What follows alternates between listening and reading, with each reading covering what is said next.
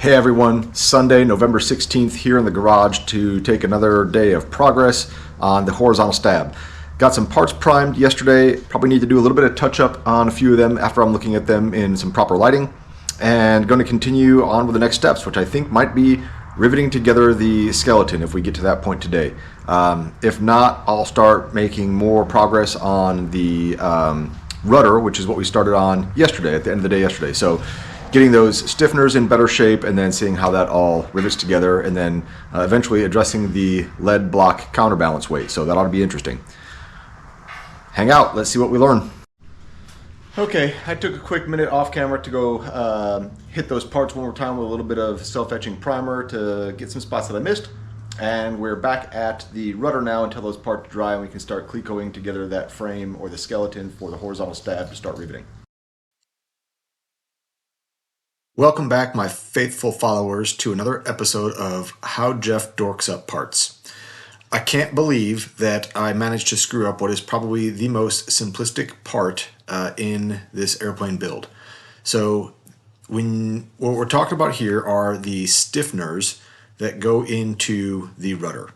And they are a 90-degree piece of 90-degree bend in a piece of 2024 T3 aluminum that's 25 thousandths of an inch thick, and they come pre-punched to match the rudder skins.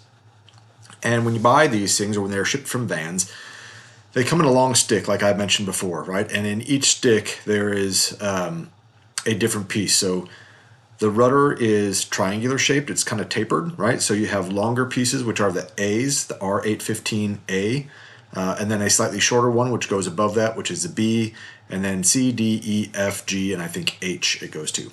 And they get progressively smaller as the letter increases. But when you buy these things, they don't come in the stick of, you know, 2 A's, 2 B's, 2 C's. They come like with an A, E, D, and a E, F, C. Because Vans is trying to make the most out of the length of part that they purchase or buy, or shipping container, I'm not sure what. You get a couple of these sticks and you cut out these parts, and they're notched. All right, so there's good indications of where you're supposed to cut these things, and then some indications on how to shape them. So you shape them a little bit so that when you rivet these things into the rudder skin, and then you bend the rudder skin and rivet it all together into its nice final shape, the L brackets or the 90-degree bends are not smashing into each other and into the skin. So you have to taper them off towards the trailing edge of the rudder, just as the rudder tapers in its shape. So we'll go into a little bit more detail about how I screwed these things up, and then how we can prevent it and how we're going to fix it. All right, so I'm not exactly sure where I went wrong, but there are a few of these pieces, if you can look really closely here and see that the edge distance, again, got us, right? Too close to the edge on that one. So be careful when you mark these things, when you cut them. Don't just assume that you can cut at those lines that Vans says. Probably sure they're safe. I'm guessing that it was my interpretation or my miscut, but 2 of these pieces are too close to the edge distance on that hole.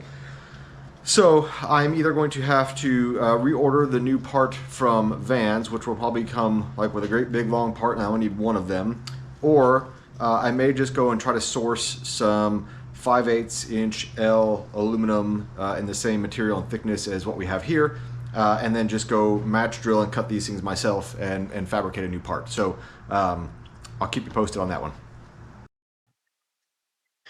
Okay, so bending metal was something that I was fairly proficient at about 25 years ago when I was in college, and all the math and equations and measurements were fresh in my mind, and I had access to all the right tools to go make this happen. Now, I do happen to have access to a brake, which would allow me to go take this metal and bend it into the 90-degree shape that I need, that would allow me to fabricate these stiffeners on my own, rather than buy them from Vans.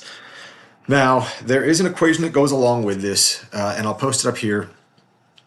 And what it does is it takes into consideration your material thickness, the K factor, which is the amount of stretch that you're going to get when bending a piece of metal around a given radius bar, and allows you to figure out exactly what length of metal you need so that you can bend it precisely in the middle and get a 5/8 inch flange on each side.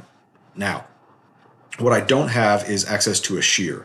And what I can't really do is order 2024 T3 aluminum that is 1.18 inches wide, which is what I need after doing the math in order to bend a piece of metal so that I have exactly 5/8 inch on each side. So what I've decided to do is just buy the parts from Vans, and they'll be here in a couple weeks. It was like $100, which honestly, by the time I found the type of metal I needed and the amount that I'd have to buy, and the time I'd spend to go bend it, it's really a wash. So the parts really weren't all that expensive from Vans, so they'll be here shortly, and I'll get on with life. Now, I did screw these parts up in two ways. As you saw earlier, I was a little too aggressive in the shaping and cutting or whatever. I'm not exactly sure yet, but that edge distance of the last hole got way too close, and so it was no good. The other thing I did, and you might see me here trying to explain it back when I was at regular speed, but I did a little bit of a fast forward in this video, so you didn't hear me talking.